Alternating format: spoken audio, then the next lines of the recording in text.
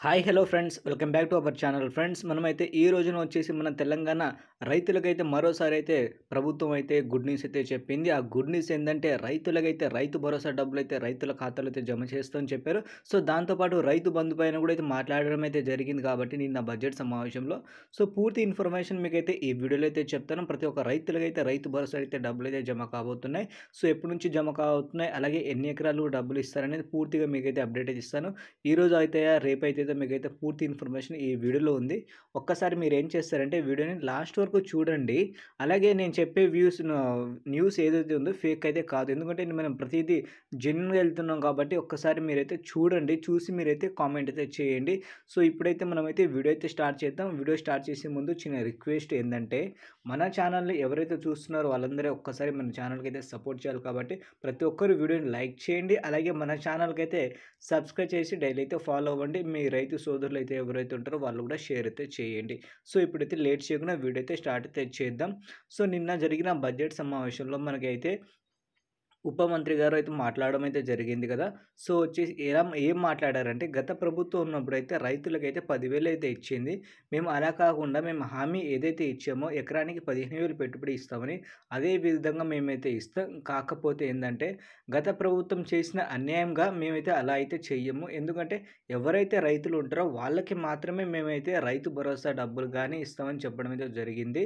So గత ప్రభుత్వం ఉన్నప్పుడు అన్యాయం ఏం జరిగిందంటే ఎవరైతే సాగు చేసే భూములు కాకుండా బీడు భూములుంటే వాటికి గూడా గత ప్రభుత్వము బంధు డబ్బులైతే వాళ్ళ ఖాతాలో అయితే జమ చేసింది. ఇదొక పాయింటు. అలాగే ఇప్పుడు ఈసారి అలా కాకుండా కొన్ని కమిటీలు ఏర్పాటు చేసి ప్రభుత్వము సబ్ కమిటీగా డివైడ్ అయ్యి ప్రతి జిల్లాలో వాళ్ళైతే సర్వే అయితే చేసుకున్నారు. ప్రతి జిల్లాలో వర్క్‌షాప్ అయితే నడిపించారు కాబట్టి సో వాళ్ళు అటు నుంచి అధికారులు అలాగే ఇటు రైతులు ఎవరైతే ఉంటారో వాళ్ళ దగ్గర కూడా సమాచారం అయితే తీసుకురావడం అయితే జరిగింది.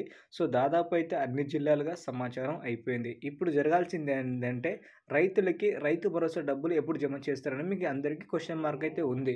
సో ఆ క్వెషన్ మార్క్ అయితే ఇప్పుడైతే మీకైతే రివీల్ అయితే చేస్తాను.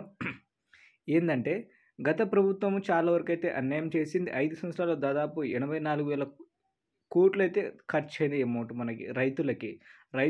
బంధు పథకం కింద. మేము గూడా అదే విధంగా బడ్జెట్ కేటాయించామని నిన్న చెప్పడం అయితే జరిగింది బట్టి విక్రమార్ గారు. సో నిన్న ఏం చెప్పారంటే రైతులకు మేము డబ్బులైతే ఇస్తాం. కాకపోతే ఇప్పుడు మాకు రైతు రుణమాఫీ అయితే నడుస్తుంది. ఈ పథకం అయిన తర్వాత వెంటనే మేము వ్యవసాయ శాఖ మంత్రి అలాగే ఇతర మంత్రులతో మేమైతే మీటింగ్ ఏర్పాటు చేసిన తర్వాత రైతులకైతే మేము డబ్బులనేది అతి త్వరలో ఇవ్వడానికైతే ఇస్తామని చెప్పారు. కాకపోతే కొంతమంది రైతులు ఏమంటున్నారంటే ఇప్పటికే మనకి వానాకాలం అనేది స్టార్ట్ అయింది. రైతులకు ఇప్పుడు దాకా రైతు భరోసా డబ్బులైతే ఇస్తామని చెప్పారు. గతంలో హామీ ఇచ్చినట్టు ఇప్పుడైతే ఎందుకు నడవట్లేదని చాలా వరకైతే క్వెషన్ మార్క్ అయితే వస్తుంది. సో రైతులందరికీ మళ్ళీ ఇంకోసారి చెప్పేదేందంటే మనకి రుణమాఫీ నడుస్తుంది. 2,00,000 వరకైతే మేము ఆగస్టు 15లోగా కంప్లీట్ చేస్తామని చెప్పారు కదా! సో ఆగస్టు 15 తర్వాత అయితే మనకైతే డబ్బులైతే ఇస్తామని చెప్తున్నారు.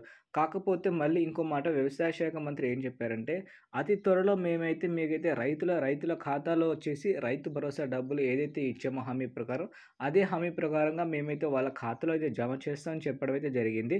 సో రైతులైతే ఎలాంటి ఆందోళన అయితే చెందకండి. ఎందుకంటే మనకైతే రైతు రుణమాఫీ అయితే అయిపోతుంది.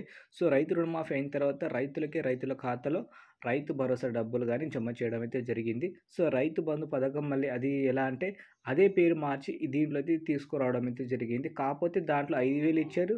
మనకి ఒకసారికి దీంట్లో 7,500 అంటే మనకి ఎకరానికి 15,005 రూపాయలైతే ఇవ్వడం అయితే జరుగుతుంది ప్రతి ఏటా.